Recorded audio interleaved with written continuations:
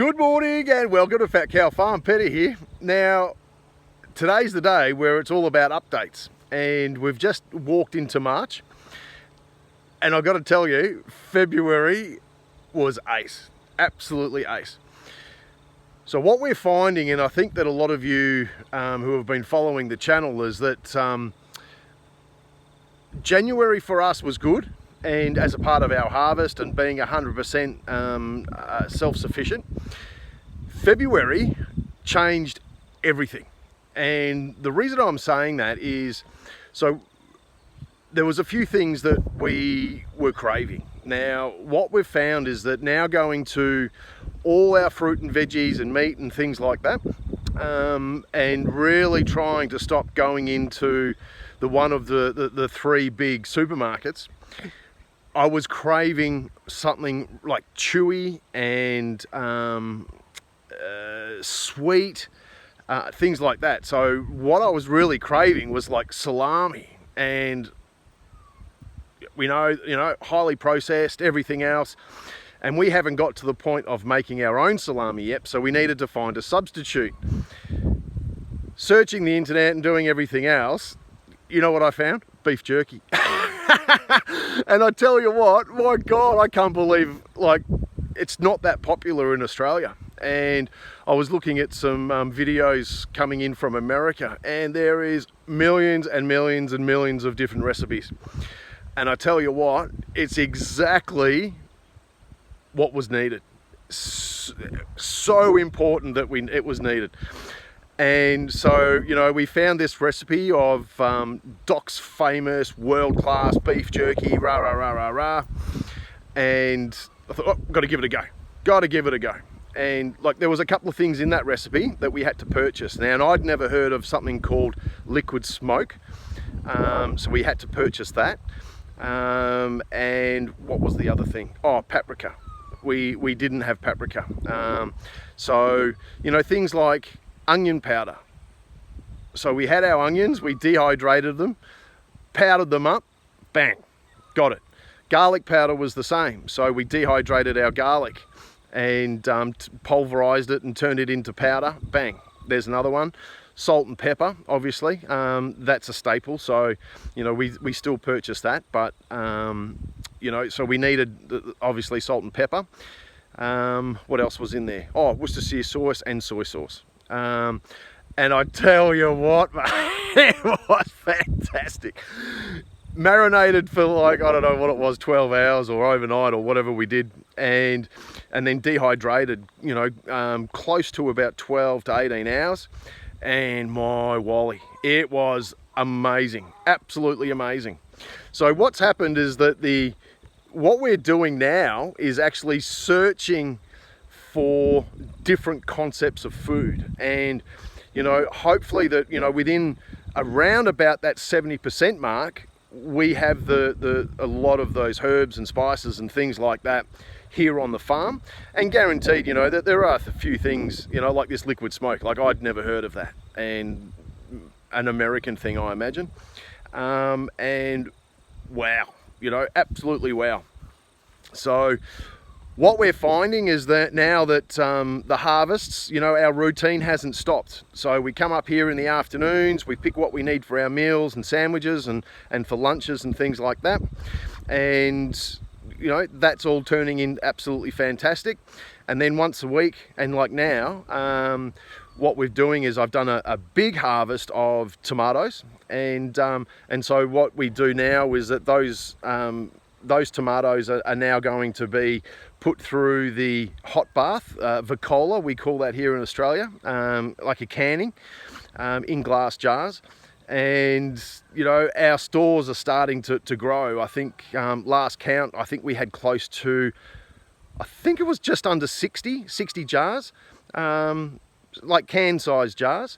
And that's now only just growing. So every week what we're finding is that we can another 6, maybe 7 jars, and that's put away. So we're not going back to, the supermarket to buy canned tomatoes for sauces or whatever it may be. We used a lot of you know, what am I trying to say here? Canned tomatoes during last year. So that was really on our list of trying to get a few things squared away. And I'll show you like the harvest that we've got. You know, it's just amazing, absolutely amazing. But you know, the dehydrator is it's really come into its own. So what we're finding is that all our herbs, like the basil and rosemary and things like that, we're dehydrating, we're putting it down into powder or just in rough form, so that we can have that throughout the year, especially when the basil drops off. Over winter, you know, that we're not going to be able to get that. So at the moment, you know, that we're letting a few of the basil plants go to seed. We're collecting those seeds, drying them off, ready for next year.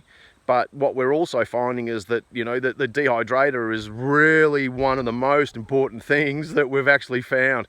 And it's been dragged out of the cupboard and it's pretty much sitting on the bench full time now. And that's the same as the canning process. So, you know, canning all the cucumbers and, what have we got there? I've got to look now. Eggplants, Lebanese eggplants and things like that, so that we've got those stores for that winter break as a part of that changeover, going into different vegetables. You know, so I tell you what, you know, here we are, 2 months in and still going super strong. I think that the numbers are about right. So we're around about that 65 to 70 sort of 75% sufficiency. You know, and there are a few things that, you know, we were invited out for dinner. And so, you know, obviously you can't do anything about that. But what's happening is that the food that we're producing at home is so much better than food in the restaurants. You know, you can just, there's a taste difference. And so it's just like, oh, look, next time you're coming over to our house for dinner, you know, and then that's really what it's all about. So, but yeah, man, it is just rock and roll. I just love it. So, you know, here we are up at the chicken vegetable garden now, and you can see the hoop house behind me, and it is all full swing, and it's taking a lot of time for looking after the vegetables and things like that. Like, I must admit, like, you know, it's, what are we, when I say a lot of time, maybe half an hour a day, you know, when we come up here and collect our bits and pieces for the following, or for the evening meal and for sandwiches and things for the following day. You know, we potter around here for about half an hour or so and do our thing. And, you know, but it's enjoyable. And then, you know, in the evenings or whatever it may be, we're down there and we've got the stove on and we've got boiling water going on, and we're washing tomatoes and dicing them up, and, you know, and it's just, wow, you know, it's just so rewarding that, you know, we can actually do this. And, you know, deep down, I really had my thoughts about it, going, oh, geez, you know, how's this going to work? But, you know, if you have a chance, you've just got to do it. Like, I must admit, that first month, you know, and everything was great and food was fantastic, but you have to get yourself into that routine. And that's, I think, what we've found to be the most important thing, is that the routine, and you stick to it, and everything just works. All right, so what I'm going to do is, look, I'll show you like a tomato harvest that I've just done then, and then we'll get about, you know, 6 or 7 cans out of that, and that'll sort us out again. All right, I'll turn the camera around, so I'll see you soon. All right, so here we are, just in the front seat of the little 4x4, and, you know, I've got my decent basket here. So that's chock-a-block. So that's typically what we're getting, you know, every week now. And that's one harvest that we do just once a week for all the super ripe tomatoes. And so, like I said before, you know, they'll be all processed and canned, ready for winter. You know, here we go. Got a couple of eggs going on. Got another pumpkin here. So that was just a random pumpkin that I didn't see before, and so that was hiding under one of the tomato bushes. But yeah, so I think, you know, this is typically the way that everything works up here at the moment, and so, you know, what will happen now is that these tomatoes will get a massive big wash. We're sort of putting them on the stove, letting them boil, you know, not for too long, probably about 5 minutes or so, and then they're into the into the jars, into the cans, and then they're hot water bathed thereafter to make that seal. So looks like I've got eggs for tomorrow, my sandwiches, which is nice. So it's all happening. It's all happening. All right, I'll turn this back around.